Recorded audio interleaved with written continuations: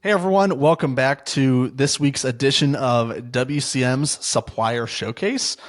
Today I am joined by Justin Sharp, Lead User Experience Architect. Really cool title, by the way, from Camp Life. Justin, how do you get started at the company? What do you do? And what's your favorite part of working in the outdoor industry? Oh man, well, I got started here. Just had my 15-year work anniversary. So been doing this a while. Working here with Camp Life that whole time, almost since the beginning. And yeah, it's really fun working in the outdoor industry. It feels like it's just a larger family. It doesn't feel quite like other sectors of business out there. Yeah, just nice fun. Helping people get outside is really cool. Yeah, exactly. In Camp Life, you guys are a reservation platform. You're really a really cool software. Just describe the product for maybe more of a high level view, some of the features that you guys offer, and maybe some things that stand out as you compare yourselves against other softwares that might be available in the industry. Yeah, so yeah, Camp Life, we basically have the whole kitchen sink. So everything from a guest being able to book a reservation online to a property owner being able to manage the reservations that are coming through. When we first built our system, it's an entirely real time availability based system. So that just means that these are true confirmed reservations and not reservation requests. So that's really at the core of our platform.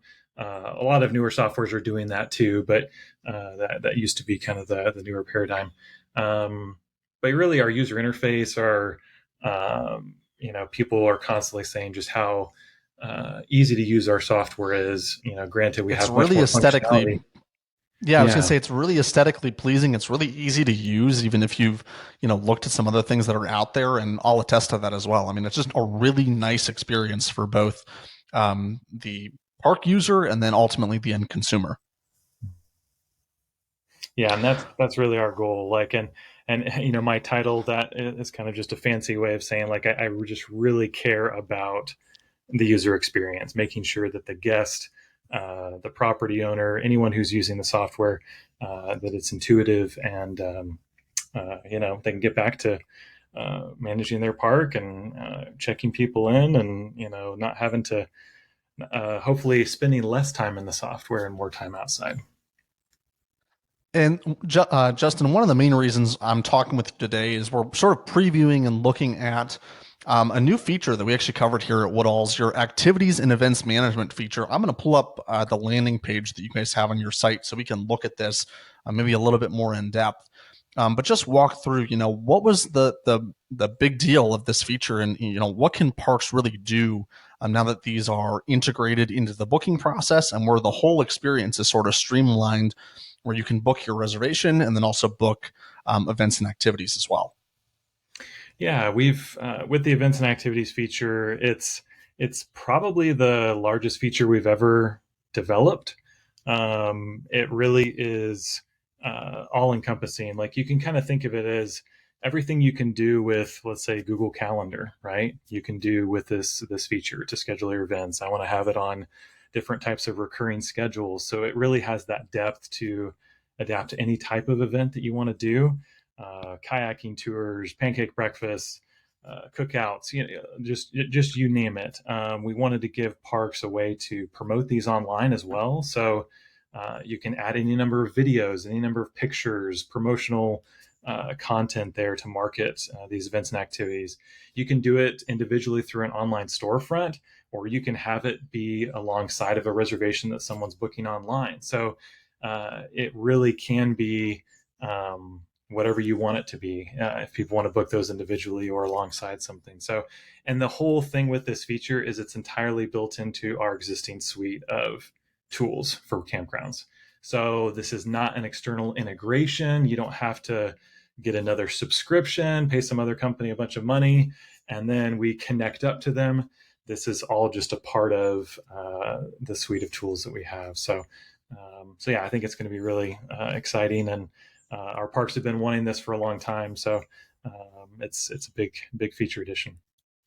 And I know all of these events and things that I see for parks around the country have become more popular, as you mentioned.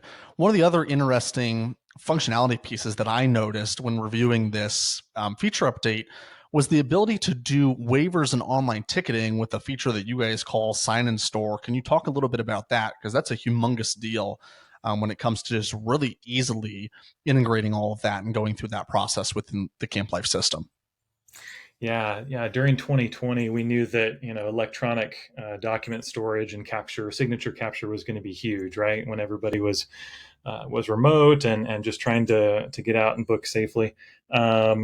And so we added sign and store at that point, and it really is the two components of that is the actual signing, making sure someone can sign from their mobile device, laptop, whatever it is, and then the storage, making sure that the park has that document on file and they can reference it directly with the reservation or the invoice.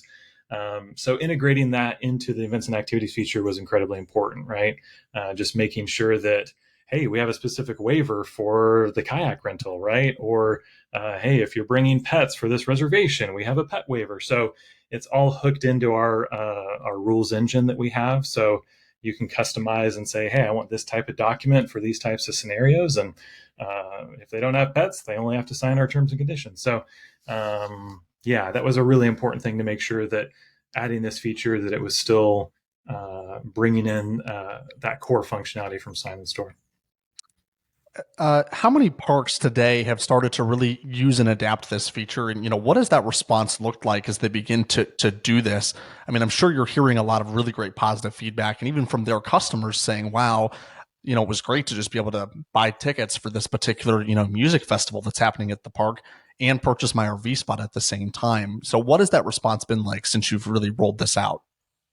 Yeah, it's been tremendous. Obviously, uh, parks are getting into their season, so a lot of them are like, okay, we're getting into the busy season. Memorial Day's passed. There's a lot of parks that are like, we want to use this, and so some of the initial feature adoption is with some of those basic events, right? I think we'll see some more adoption kick off into the fall as parks are kind of like, oh man, that feature came out in May. Man, that was right before we started our season. So we do realize that this is going to be a big feature addition this year for us, and we're going to be promoting it heavily. But we do understand that parks are probably going to be rolling this out as it makes sense in their in amongst their busy time. So. And I know a lot of our park owners, and really they're a huge portion of our readership base. They always love to hear about what other parks are doing, right? So, what trends have you maybe been seeing as far as what other parks are really using on the platform site wide? Things that are really like, hey, this is a really great idea that could be applied, across the system to all of our parks. Or even if you want to touch on within the activities feature in general, what some parks have been doing really creatively, even if you have ideas on like, hey, this event was really cool. I know a lot of our owners love to hear about what's going on around the country and what's working.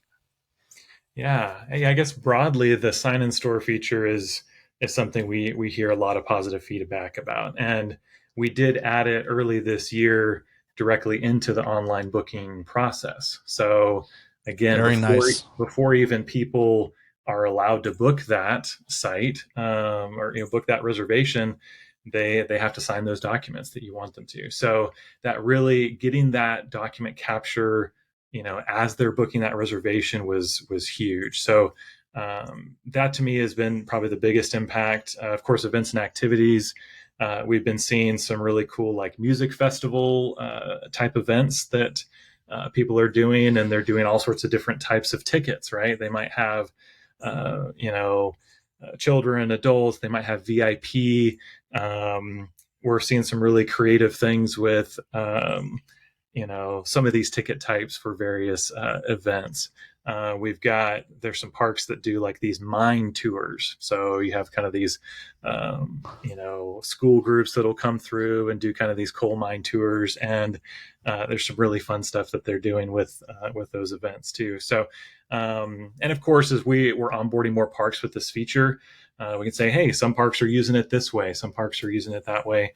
We'll be building out some of our documentation on the feature to make sure, hey, these are the types of events that that we've been seeing, and again, just to give parks some of those ideas out there. And that's another great point, Justin, is really the customizable features that you have, and really to be able to tailor that experience. But I did want to ask you more generally, as you look through, sort of the Camp Life database of parks, generally speaking, what does the typical park profile look like for a Camp Life customer? What type of park is it? And then just touch a little bit on, hey, if somebody raises their hand and says, I'm ready to get started now, even if I am in season, I'm either ready to switch or I've got nothing and I'm so busy and this is so chaotic, I need help. What does that process look like between starting today to when they can actually go live in the system?